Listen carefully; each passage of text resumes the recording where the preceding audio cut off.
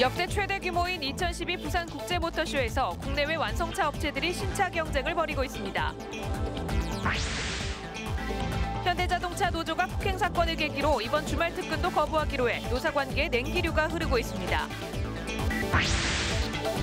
울산 포항간 고속도로 건설 현장에서 나온 암석에서 비소가 검출되면서 위해성 논란이 일고 있습니다. 글로벌 경기 침체로 지난달 울산항의 물동량이 올 들어 처음으로 소폭 감소한 것으로 나타났습니다. 여러분 안녕하십니까? 5월 25일 UBC 굿모닝 울산입니다. 울산지방은 오늘 오전까지 곳곳에 빗방울이 떨어지다 오후부터 구름 많아지겠습니다. 아침 최저 17.5도, 낮 최고 28도로 사흘째 이른 더위가 이어지겠습니다. 해상에는 아침 한때 짙은 안개가 낄 것으로 보여 오가는 선박들의 주의가 요구됩니다. 울산기상대는 주말인 내일도 오늘과 비슷한 기온 분포를 보이며 한낮에는 다소 덥겠다고 전망했습니다. 2012 부산국제모터쇼가 어제 프레스데이를 시작으로 막이 올랐습니다. 역대 최대 규모인 이번 모터쇼는 신차들의 전쟁이라 할 만큼 새로운 모델이 대거 선보였습니다.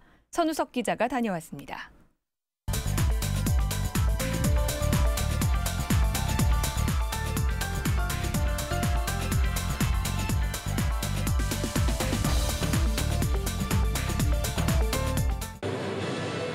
현대자동차가 아시아 최초로 선보이는 아반떼 쿠페입니다. 다음 달 3일까지 열리는 부산국제모터쇼의 현대자동차는 아이오닉과 헥사 스페이스 등 다양한 콘셉트카를 출품했습니다. 23대의 양산차와 컨셉트카를 비롯해 미래 한국 자동차 산업의 성패를 좌우할 첨단 기술 11종을 전시됩니다. 현대를 비롯해 기아, 쌍용 등 국내 완성차 업계는 이번 모터쇼에 세계적으로 첫 선을 보이는 월드 프리미어 2대를 포함해 모두 11대의 신차를 공개했습니다. 해외 완성차 업계의 공세도 거셉니다. 5개 나라 14개 브랜드가 모두 18대의 최신 수입 자동차 모델을 선보이며 국내 판매를 위한 공세에 나섰습니다. BMW 그룹이 가장 많은 신차와 풍성한 볼거리를 가지고 최대 규모로 참가하게 되었고요. 이번 모터쇼에는 신차 29대를 포함해 모두 170세대가 전시돼 부산국제모터쇼 역대 최대 규모입니다. 2010년과 비교해 볼 때 60% 이상 증가가 돼서 사상 최대 규모를 자랑하고 있습니다. 전시 면적 또한 사상 최대 규모가 되겠습니다. 이번 부산국제모터쇼의 주제인 바다를 품은 녹색 자동차의 항해를 반영하듯 국내외 완성차 업계는 환경자동차를 전면에 내세웠습니다. 부산국제모터쇼에서 보듯이 세계 자동차 시장은 다양한 디자인과 품질을 앞세워 갈수록 치열한 판매 경쟁을 펼치고 있습니다. UBC 뉴스 선우석입니다. 현대자동차 노조가 비정규직 노조 간부와 회사 경비원 간의 폭행 사태에 대해 회사 측의 사과가 없으면 내일부터 연휴인 사흘 동안 특근을 거부하겠다고 밝혔습니다. 노조는 회사 측의 사과를 요구했지만 회사 측이 이를 거부해 이같이 결정했다고 밝혔습니다. 앞서 회사는 폭행 사태와 관련해 노조 간부 12명을 경찰에 고소했으며 사내하청 노조는 노조 업무방해 혐의로 회사 대표를 고발했습니다. 울산 포항간 고속도로 건설 과정에서 나온 암석에 함유된 비소의 위해성 여부를 두고 논란이 일고 있습니다. 도로공사 측은 안전하다고 밝혔지만 주민들은 신뢰하기 어렵다며 반발하고 있습니다. 이다루 기자가 취재했습니다. 울중은 범서업의 한 농지. 영농철을 앞두고 농작물을 심어야 할 밭에 어찌된 일인지 돌덩어리가 수북히 쌓여 있습니다. 울산 포항간 고속도로 309 터널 공사 과정에서 나온 것들입니다.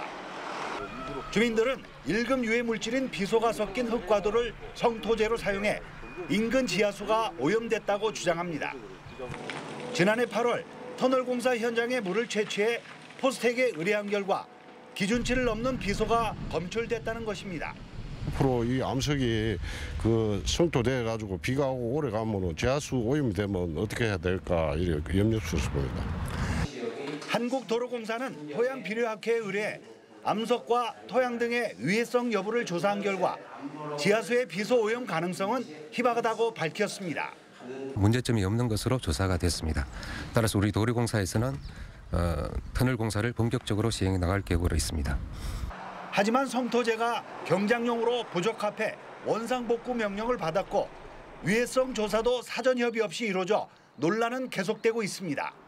비소 바위 덩어리가 지금 매립되어 있는 상황이고 주민들은 불안해한 상황이고 주민들은 도로공사의 일방적인 조사 결과를 절대 수용할 수 없다며 앞으로 법적으로 대응할 방침이어서 비서 검출을 둘러싼 논란은 더욱 확대될 전망입니다. UBC 뉴스 이다루입니다. 도심 곳곳에 불법 주차된 화물 차량 때문에 교통사고가 잇따르고 있습니다. 그런데 불법 주차를 했다 하더라도 일단 사고가 나면 운전자에게 더 많은 과실이 부과된다고 합니다. 윤경재 기자가 보도합니다. 화물차들이 상습적으로 불법 주차를 일삼는 곳에 단속반이 떴습니다. 계십니까? 차 안에 있던 기사는 단속에 놀라 도망가기 바쁩니다. 저녁에 좀 더 쉬다 가는 차라고. 단속 현수막까지 붙은 주택가 이면도로에도 화물차들의 불법 주차 행렬은 계속됩니다. 꾸준히 단속을 하고 있지만은 항상 월 1회 단속할 때마다 일정 대수가 꾸준히 이렇게 밤샘 주차를 하고 있으니까 야간에 차량 식별을 할 수 있도록 하는 반사판은 반드시 달려 있어야지만 보시는 것처럼 반사판이 너무 낡았거나 아예 없는 차량들이 대부분입니다. 이 때문에 야간 교통사고가 잇따르고 있습니다. 지난 2일 새벽 3시 울주군 온산읍에서는 승용차를 몰던 22살 진모 씨가 3차로에 불법 주차된 화물차를 들이받아 중상을 입었습니다. 안 보이다가 눈앞에 갑자기 나타나 핸들이 탁 꺾어지면서. 지난해 1월엔 남구 여천동에서 똑같은 사고로 승용차 운전자가 숨지기도 했습니다. 화물차 높이하고 자동차 승용차 높이하고 차이가 있기 때문에 화물차 밑으로 차가 들어가는 경우가 생기거든요. 사망사고로 많이 이어집니다. 하지만 불법 주차된 화물차를 들이받아 사고가 나더라도 대부분의 보험사들이 운전자 과실을 70%, 화물차주 과실은 30% 정도로 산정하고 있습니다. 과실을 씌워놓고 이런데 미정원차 소리 못 갖다 치더라도 운전한 사람이 주의를 갖다가 좀 소홀히 하지 않았느냐. 불법 주차된 화물차가 이래저래 운전자들에겐 공포의 대상이 되고 있습니다. UBC 뉴스 윤경재입니다. 다음은 경제계 소식을 알아보는 경제 이모저모입니다. 유가 인상과 유럽 재정 위기 악화로 원유 수입과 석유류 수출이 줄면서 지난달 울산항의 물동량이 올 들어 처음으로 소폭 감소한 것으로 나타났습니다. 울산 항만공사에 따르면 4월 물동량은 1,588만 톤으로 지난해 같은 달에 비해 4.9%, 82만 톤 줄었습니다. 농어촌 경쟁력 강화를 위한 팔도 으뜸 농수 특산물전이 오늘부터 일주일 동안 동구 테라스파크에서 열립니다. 이번 행사는 전국에서 가져온 신선한 농축수산물의 유통 단계를 줄여 고객과 생산자, 판매자 모두 혜택을 보게 했으며 수익금은 이웃 돕기에 사용할 예정입니다. 현대중공업이 세계 자연유산인 갈라파고스 섬에 이동식 발전 장비를 무상으로 제공했습니다. 기증한 이동식 발전 설비는 발전 용량 3.4메가와트 규모로 5천 가구 이상이 동시에 사용할 수 있어 갈라파고스의 전력난 해소에 도움이 될 것으로 기대됩니다.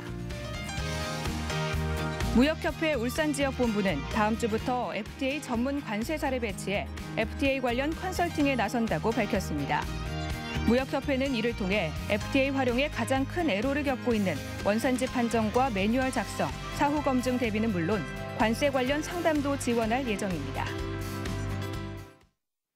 최근 울산의 집값이 다른 시도에 비해 큰 폭의 상승세를 보이고 있습니다. 이 같은 기조는 당분간 계속될 전망이지만 시세 차익을 노린 투기성 투자는 위험하다고 합니다. 서영만 기자가 보도합니다. 입주를 앞두고 막바지 공사가 한창인 동구 지역 만세대 아파트 재건축 단지입니다. 지난해만 해도 일부 중대형을 중심으로 미분양이 많았던 곳입니다. 하지만 지금은 소형 로얄층을 중심으로 평균 3, 4천만 원의 프리미엄까지 나붙고 있습니다. 올 들어 동구의 집값 상승률은 11.9%로 전국 최고치며 그 뒤를 북구와 중구, 울주군이 바짝 따라붙고 있습니다. 광주 동구를 제외하면 전국 5위권이 모두 울산입니다.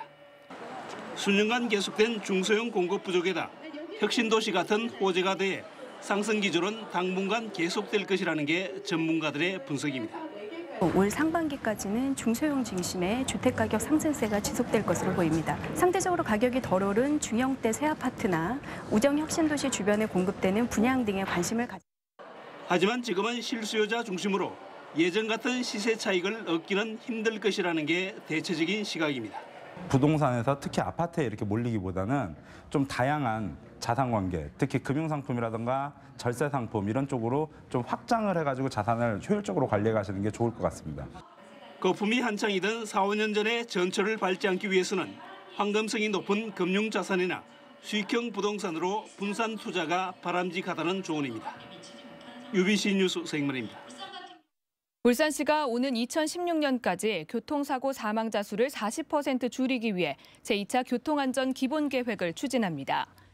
울산시는 OECD 평균 교통안전도 달성을 위해 지난해 1.9명이던 자동차 만 대당 사망자 수를 5년 뒤에는 1.2명으로 줄이겠다고 밝혔습니다.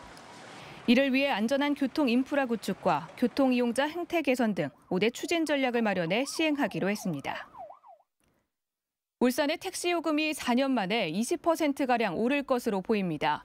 택시조합 측의 요금 조정 신청을 받은 울산시는 인상폭을 결정하기 위한 용역이 끝나는 대로 현재 2,200원인 기본요금을 2,500원 이상으로 올리는 방안을 검토 중입니다.